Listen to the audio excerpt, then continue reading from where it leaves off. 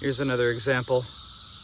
All of the exoskeletons that have fallen off of the base of this tree, including writhing, wriggling adults that are sick or otherwise not doing so well. Climbing amongst them. Some that are half molted, apparently failed the molting process or died during it, like that guy. Some very sickly looking adults with a wing that didn't form properly. Some really tiny little runts. That one. Other dead ones, lots of dead ones just kind of clung to the tree. Some live and sickly ones. The sheer number of their exoskeletons on the ground. And those on the tree.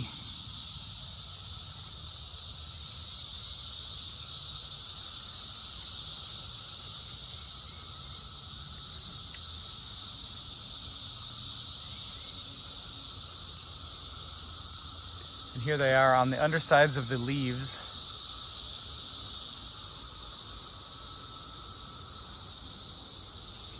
Clinging to the bottoms. Some of these relatively small maple leaves have a half a dozen exoskeletons hanging from them, looking directly overhead.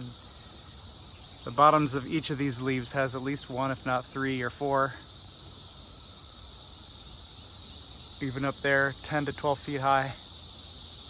And even higher if you keep looking up. They crawl about 20 feet high,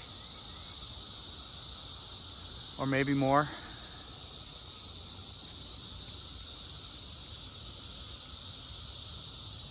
These are all just shedded exoskeletons. And the buzzing you hear on the audio is billions of those suckers up in the trees, humming and buzzing, looking for a mate.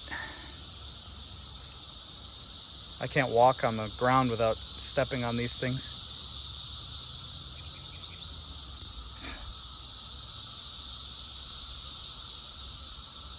Last we saw these guys, Robin was a baby.